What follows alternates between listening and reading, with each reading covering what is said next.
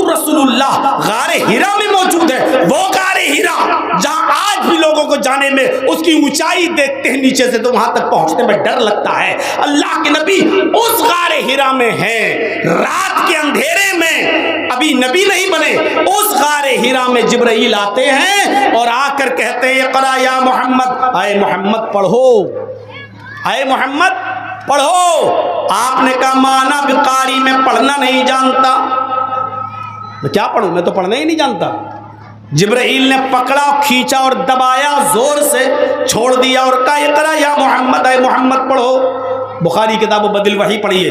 आपने कहा माना बिकारी में पढ़ना नहीं जानता, फिर छोड़ दिया, दबाया, फिर छोड़ दिया और फिर कहा तीसरी बार इक़रा या मोहम्मद, आए मोहम्मद पढ़ो। आपने कहा मैं पढ़ा हुआ नहीं हूं। फिर पकड़ा, फिर दबाया, इतनी जोर से दबाया कि अल्लाह के नबी फरमाते लक़द खशीतु अला नफ्सी, मुझे ऐसा लगा कि कहीं मेरी जान न चली जाए। फिर छोड़ दिया और छोड़ने के बाद कहा इक़रा बिस्मि रब्बिकल लज़ी खलक़, खलक़ल इंसान मिन अलक़, इक़रा व रब्बुकल अकरमुल लज़ी अल्लम बिल कलम, अल्लमल इंसान मा लम यअलम। पढ़ो उस रब के नाम से जिसने पैदा किया, जिसने इंसान को जमे हुए खून से पैदा किया। इक़रा व रब्बुकल अकरमुल लज़ी अल्लम बिल कलम, पढ़ो, पढ़ते जाओ, तुम्हारा रब बड़ा करम वाला है जिसने इंसान को कलम के जरिए इल्म सिखलाया, जिसने इंसान को कलम के जरिए इल्म सिखलाया। मेरे भाइयों गौर कीजिए कुरान की आयतों पर। इस्लाम जिन 5 चीजों पर टिका हुआ है, उन 5 चीजों में से कोई चीज सबसे पहले नाजिल नहीं हो रही है। सबसे पहले अगर कुरान की आयतें नाजिल हो रही हैं तो उन आयतों का ताल्लुक इल्म से है। पूरी दुनिया शस्त्र है। बड़े बड़े मैं गैर मुस्लिमों के स्टेज पर जा चुका हूं, मैं क्रिश्चियन लोगों के स्टेज पर भी गया हूं। बॉम्बे के अंदर सांता क्रूज में एक चर्च है ईसाइयों का। बॉम्बे में प्रोग्राम के मौके पर गया, उन लोगों को मालूम हुआ कि यहां जर्जी साहब आए हैं, तो उन लोगों ने अपने चर्च में भी मुझे दावत दी। और अफसोस मेरे भाइयों गौर कीजिए कि मुझसे पहले जो क्रिश्चियन पादरी बोल रहा था, स्पीच दे रहा था, उसने भी यही बयान किया उस चर्च के अंदर कि इल्म सबसे ज्यादा इस्लाम पेश करता है। यहां तक कि कुरान की पहली आयतें इल्म से भरी हुई हैं और ये वो नबी मोहम्मद पेश कर रहा है जो खुद पढ़ा लिखा नहीं है। ये बयान एक ईसाई पादरी के मुंह से मैंने उस चर्च के अंदर सुना है। गौर कीजिए आप, ये इस्लाम की बुनियादी तालीम है जो नमाज का हुक्म नहीं दे रही है, रोजे का हुक्म नहीं दे रही है, ज़कात की तालीम नहीं दे रही है, हज के बारे में नहीं बता रही है, जन्नत जहन्नम के बारे में नहीं बता रही है, पड़ोसियों के हुकूक, गैर मुस्लिमों के हुकूक, जानवरों के हुकूक पर चर्चा नहीं कर रही है। सबसे पहले हुक्म दे रही है कि पढ़ो, पढ़ो, इल्म हासिल करो। मेरे भाइयों गैर मुस्लिम सबसे ज्यादा कुरान की इस आयत को पसंद करते हैं और वो अपनी तकरीरों में, अपनी स्पीच में पेश करते हैं। हजरत अभी तक आपका हुआ नहीं है, इनसे कह रहा हूं, अभी तक हुआ नहीं है आपका। बहुत लेफ्ट डाउन करते हो आप, थोड़ा थोड़ा नीचे कर लो भाई, पीछे भी लोग बैठे हैं, नीचे करो चैनल को, तो मीनार नहीं है, नीचे करो, पीछे भी लोग बैठे हुए हैं। तो ये इल्म है। वो चाहता तो सबसे पहले ला इलाहा इल्लल्लाह की दावत दे सकता था, वो चाहता तो नमाज का हुक्म दे सकता था, लेकिन कुरान की पहली आयतें जो गारे हिरा में नाजिल हो रही हैं वो क्या कह रही हैं? पढ़ो। और क्या कह रही हैं? उस रब के नाम से पढ़ो जिसने पैदा किया। सब जानते थे कि दुनिया किसने पैदा की, अरब के जाहिल भी जानते थे ये दुनिया बनाने वाला कौन है। आज के मौजूदा इस दौर में एक पढ़ा लिखा और अंग्रेजी जबान का एक्सपर्ट जावेद अख्तर जैसा आदमी नहीं समझ पा रहा है कि ये दुनिया कैसे बनी, किसने बनाई, बनाने वाला कौन, उसका ये दुनिया बनाने वाला कौन है। अरब के लोग अल्लाह का इनकार नहीं करते थे, कतई इनकार नहीं करते थे। कुरान उनके बारे में कहता है, आए मोहम्मद सल्लल्लाहु अलैहि वसल्लम आप इनसे पूछो मन खलक़स समावाति वल अर्ज़, ज़मीन व आसमान का खालिक कौन है, तो ये यही जवाब देंगे अल्लाह। इनसे पूछो कि आसमान से बारिश कौन बरसाता है, ये यही जवाब देंगे अल्लाह।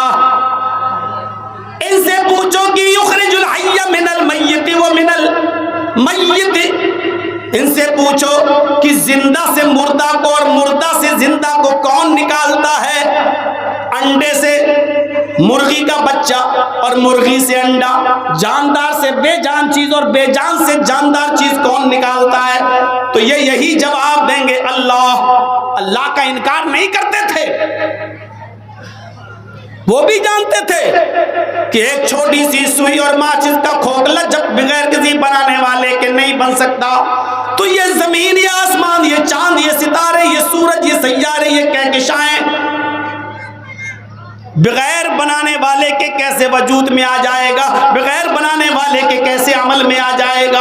अरब के लोग भी जानते थे कि ये दुनिया ऐसे ही नहीं बन गई, ये चांद, ये सूरज, ये सितारे, ये सैयारे, ये आसमान से बारिश ऐसे ही नहीं बन गई, इनका बनाने वाला कोई है। इसलिए कहा पढ़ो उस रब के नाम से जिसने पैदा किया। ये सबसे पहले कुरान की आयतें नाजिल हुई और हमें तालीम से जोड़ रही है, इल्म से जोड़ रही है।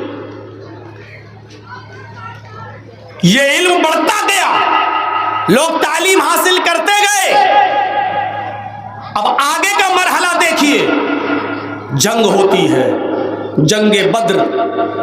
उस जंगे बद्र के अंदर 70 काफिर मारे जाते हैं और 70 ही काफिर कैद किए जाते हैं। अब मैं रुख बदल रहा हूं, दीनी तालीम के बारे में सुन लिया, अब आइए ये दीन ही, यही कुरान और हदीस हमें दुनियावी तालीम की तरफ भी मोड़ रहा है।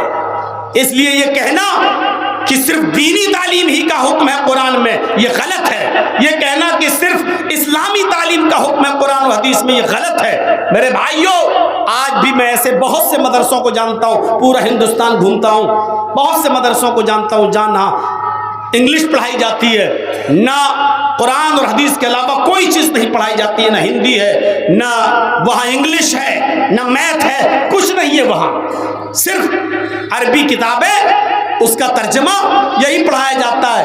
पूछा गया आप सिलेबस चेंज क्यों नहीं करते, तो कहा नहीं, दुनियावी तालीम से हमें क्या मतलब, ये बच्चे पढ़ लिख कर फिर दुनिया की तरफ जाएंगे तो दीन की खिदमत नहीं करेंगे। मेरे भाइयों, उन मदरसों से जब बच्चे पढ़कर निकलते हैं और स्टेशन पर जब उनको रिजर्वेशन कराना होता है तो रिजर्वेशन फार्म नहीं भर पाते हैं वो लोग, वो बच्चे अपना फार्म दूसरों को दे देते। 8 साल और 10 साल मदरसे में पढ़ने के बाद भी रिजर्वेशन फार्म नहीं भर पाते। लोग उनको जाहिल समझते हैं कि मदरसे में पढ़ने वाले बच्चे जाहिल हैं। हमारा नजरियाती इख्तिलाफ किसी से हो सकता है, लेकिन शमाइल नदवी जैसे लोग भी मौजूद हैं जो मदरसे से पढ़ के निकले, नदवा के फारिग हैं, लेकिन इंग्लिश में उन्होंने अपने बाप जावेद अख्तर तक को हरा दिया। वो इंग्लिश जिसको फख्र था उस पर, यूएस और यूके जब जाता था जावेद अख्तर, तो वहां के लोग भी उसकी इंग्लिश सुनकर हड़बड़ाते थे और डिक्शनरी खोल के देखते थे कि जावेद अख्तर को इतनी अच्छी इंग्लिश इंडिया में रहने के बाद कहां से आ जाती है। ऐसा पढ़ा लिखा और अंग्रेजी का ज्ञानी और अंग्रेजी जानने वाला आदमी शमाइल नदवी की एक अंग्रेजी नहीं समझ पा रहा है और बार बार पूछ रहा, साहब ये आप कोई आसान जुमले इस्तेमाल नहीं कर सकते हैं क्या, आप इसको थोड़ा सा आसान जुमलों में नहीं बोल सकते हैं। मैं आपका, सही बात तो यह है कि मैं आपकी ये इतनी डिफिकल्ट इंग्लिश समझ नहीं पा रहा हूं। मदरसे के बच्चे जब दुनियावी इल्म हासिल करने पे आते हैं तो दीन के साथ साथ दुनियावी इल्म में भी पुख्ता होते हैं। मेरे भाइयों, हमारा उनसे नजरियाती इख्तिलाफ हो सकता है, लेकिन इस बात में मैं उनसे सहमत हूं कि दीन के साथ साथ दुनियावी इल्म भी हासिल करना इंतहाई जरूरी है। और हमें अपने मुल्क में रहना है तो दीन के साथ साथ दुनिया को भी लेकर चलना पड़ेगा। कुरान हमें कहीं नहीं रोकता है कि दीन के साथ साथ आप दुनिया भी इल्म हासिल न करें, बल्कि अल्लाह ने फरमाया आखिरत भी मांगो और दुनिया भी मांगो। ये नहीं कहा, दुनिया को मलून कह दिया, लेकिन ये नहीं कहा कि दुनिया को छोड़ दो, बल्कि कहा कि दुनिया में भी बहुत सी अच्छी चीजें हैं, उनको लो, पकड़ो, हासिल करो। एक दुआ सिखलाई अल्लाह ने। जिन लोगों ने उम्रा किया होगा उनको मालूम होगा कि मुस्तलजिम से लेकर हजरे अस्वद जहां मौजूद है, इस कोने से लेकर इस कोने तक हजरे अस्वद तक आते वक्त जोर से हर आदमी को यही दुआ पढ़ना पड़ती है, चाहे वो उम्रा करने गया हो, चाहे वो हज करने गया हो, उसको ये दुआ पढ़ना पड़ती है, रब्बना आतिना फिद दुनिया हसनतन व फिल आखिरति हसनतन व क़िना अज़ाबन नार। रब्बना आतिना फिद दुनिया हसनतन व फिल आखिरति हसनतन व क़िना अज़ाबन नार। ऐ हमारे रब, हमें तू दुनिया की अच्छाइयाँ अता फरमा और आखिरत की अच्छाइयाँ भी अता फरमा, आखिरत की भलाइयाँ भी अता फरमा, व क़िना अज़ाबन नार, और हमको जहन्नम के अजाब से बचा ले, हमको जहन्नम के अजाब से नजात अता फरमा। अल्लाह ने तो दुआ सिखलाई बाकायदा कि दुनिया भी हासिल करो और आखिरत की तमन्ना भी करो। अल्लाह आखिरत की भलाइयाँ अता फरमा, आतिना फिद दुनिया हसना, और दुनिया की भलाइयाँ भी अता फरमा, और इसको दुआ करार दिया, ये दुआ मांगा करो। आप दुनिया के बगैर आखिरत नहीं बना सकते। वो मौलवी होंगे जो कहते होंगे दुनिया छोड़ दो, दुनिया से बिल्कुल कतई ताल्लुक हो जाओ। अरे आप बगैर दुनिया के चल ही नहीं सकते, लेकिन दुनिया को ज़रूरत के तहत इस्तेमाल करो। मैं इसकी एक मिसाल देता हूँ, आपकी अकल में आएगी वो मिसाल। आपके पास झोंपड़ी है, घर नहीं है रहने के लिए, सऊदीया चले गए, दुबई चले गए, गल्फ कंट्री चले गए, 5-6 साल वहाँ काम किया, आपने कमाया, मेहनत करके लाए, अब आपको लगा कि अब हमारे पास पैसा हो गया, घर बनवाओ। अब आप अपने गांव में आके घर बनाते हैं, तो ईमानदारी के साथ बताइए, आप जब अपना घर बनाते हैं तो उसी घर में टॉयलेट बनाते हैं कि नहीं बनाते हैं? हालांकि आप टॉयलेट में 24 घंटे नहीं रहते, लेकिन टॉयलेट भी आपके घर का एक हिस्सा है। आप टॉयलेट में जाते भी हैं, आपको पेशाब लगा, आपको लेटरिन की हाजत है, तो आप जाते भी हैं और थोड़ी देर बैठते भी हैं उसमें, 5 मिनट 10, चाहे कितना खूबसूरत टॉयलेट बना लो आप, लेकिन आप 5, 10, 15 मिनट से ज़्यादा उसमें नहीं रहेंगे। आप उसमें खुशबू भी लगा लो, सब कुछ लगा लो, लेकिन आप उस टॉयलेट में 5, 10, 15 मिनट से ज्यादा आप नहीं रहेंगे। फिर आपको निकलना है, क्या टॉयलेट को घर से बाहर निकाल दोगे? नहीं निकालोगे। क्यों? क्योंकि वो आपकी जिंदगी का एक हिस्सा, आपके घर का एक हिस्सा है। लेकिन टॉयलेट को आप जरूरत के वक्त इस्तेमाल करते हैं, हर वक्त नहीं। दुनिया की यही मिसाल है। आप जिस तरह टॉयलेट को नहीं निकाल सकते हो, आप दुनिया से कतई ताल्लुक नहीं हो सकते हो। जिस तरह जरूरत के तहत आपको टॉयलेट इस्तेमाल करना पड़ता है, उसी तरीके से जरूरत के तहत आपको दुनिया का इस्तेमाल करना पड़ेगा। आपको उसका इस्तेमाल करना पड़ेगा। अब कोई ये कहे कि दुनिया छोड़ दो, तो ये बिल्कुल ऐसे ही है कि घर में टॉयलेट ना बनाओ, टॉयलेट हटा दो।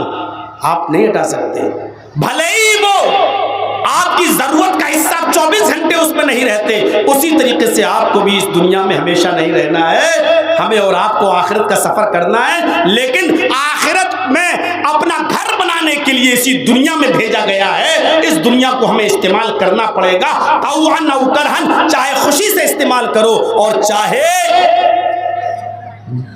आप बददिली से इस्तेमाल करो, लेकिन इस्तेमाल करना पड़ेगा। मेरे भाइयों सुनिए, ये दुआ सिखलाई अल्लाह तबारक व तआला ने हुसूल दुनिया की, कि दुनिया में जो अच्छाइयाँ उनको हासिल करो। जंग बद्र होती है, 70 काफिर मारे जाते हैं और 70 कैद कर लिए जाते हैं। आपने उन काफिरों को जो कैद किए गए मारा नहीं, उनको कत्ल नहीं किया। इस्लाम से पहले जितने भी मजहब इस दुनिया दुनिया में मौजूद थे। जब कोई कैदी जंग में पकड़ा जाता था तो उन कैदियों को, उन असीरों को मार डाला जाता था, उनको कत्ल कर दिया जाता था। मोहम्मद रसूलुल्लाह ने इंसानियत का सबक सिखाया। आपने फरमाया जो कैदी जंग में पकड़े जाएं उनके साथ अच्छा सलूक करो, उनको खिलाओ पिलाओ और जुर्माना लेकर, माले फिदिया लेकर उनको छोड़ दिया करो। ये सिर्फ इस्लाम की तालीम है, सिर्फ इस्लाम की तालीम। इससे पहले किसी मजहब की तालीम नहीं थी। गुलाम बनाया जाता था इंसानों को, गुलाम। मोहम्मद रसूलुल्लाह से पहले लोगों को गुलाम बनाया जाता था और उनके साथ बुरा सलूक किया जाता था। खुद हमारे हिंदू भाइयों के अंदर भी गुलामों को के साथ बुरा सलूक, यहां तक कि सिर्फ ब्राह्मणों को, ऊंची जाति वालों को एक फौकियत, श्रेष्ठा दर्जा दिया गया और ब्राह्मणों के अलावा जितनी भी कौमें हैं वो सब नीची कौम के हैं। और उन तमाम लोगों के लिए आज भी मनुस्मृति में लिखा हुआ है कि ये सब ब्राह्मणों की खिदमत के लिए पैदा हुई है, ये सिर्फ ब्राह्मणों की सेवा के लिए पैदा हुई है। आज भी मनुस्मृति के उसी आधार पर देश की राष्ट्रपति द्रौपदी मुर्मू जैसी दलित औरत को आज तक राम मंदिर का दर्शन करने की परमिशन नहीं दी गई। साफ तौर पर लिखा है कि दलित ये ब्राह्मणों की सेवा करने के लिए पैदा हुए हैं। ये इस्लाम जब आया तो मोहम्मद रसूलुल्लाह सल्लल्लाहु अलैहि वसल्लम ने गुलामी को खत्म किया।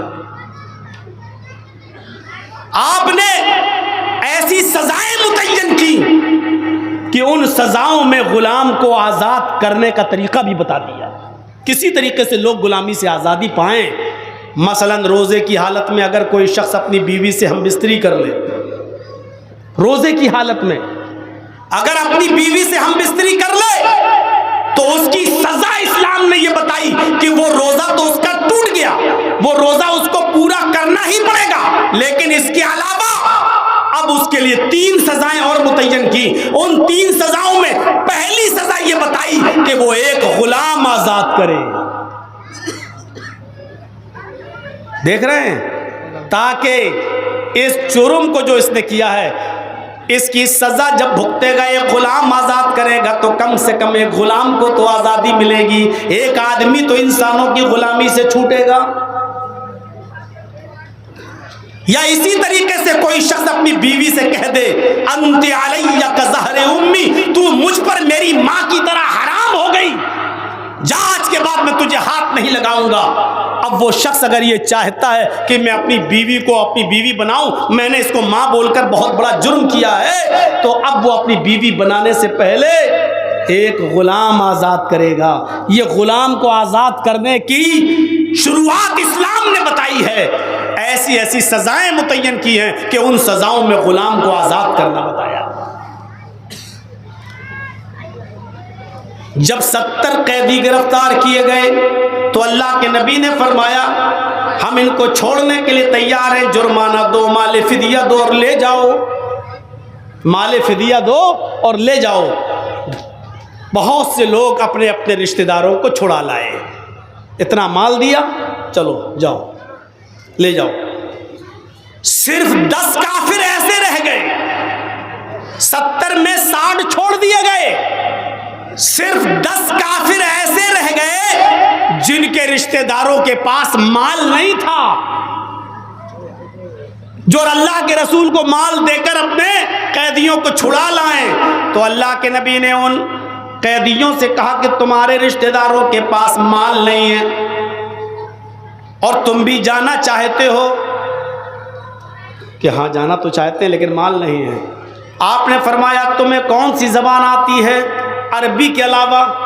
उन्होंने जवाब दिया कि मुझे अरबी के अलावा अबरानी ज़बान आती है। अबरानी ज़बान, अबरानी। अल्लाह के नबी ने फरमाया तुम में एक आदमी मेरे 10 सहाबा को अबरानी ज़बान सिखाएगा। देख रहे हैं आप, तुम में एक आदमी मेरे 10 सहाबी को अबरानी ज़बान सिखाएगा। अब तुम जितनी जल्दी मेरे सहाबा को अबरानी जबान सिखा दोगे हम तुम्हें छोड़ देंगे। अब जल्दी जाने के चक्कर में इन लोगों ने मुहम्मदुर रसूलुल्लाह सल्लल्लाहु अलैहि वसल्लम के सहाबा को जल्दी से अबरानी जबान सिखा दिया और आपने भी छोड़ दिया। जब ये सहाबा अबरानी जबान सीख गए तो अल्लाह के नबी ने उनको उस मुल्क के अंदर भेजा जहां के लोग अबरानी जबान जानते थे। आपने फरमाया जाओ अब तुम उस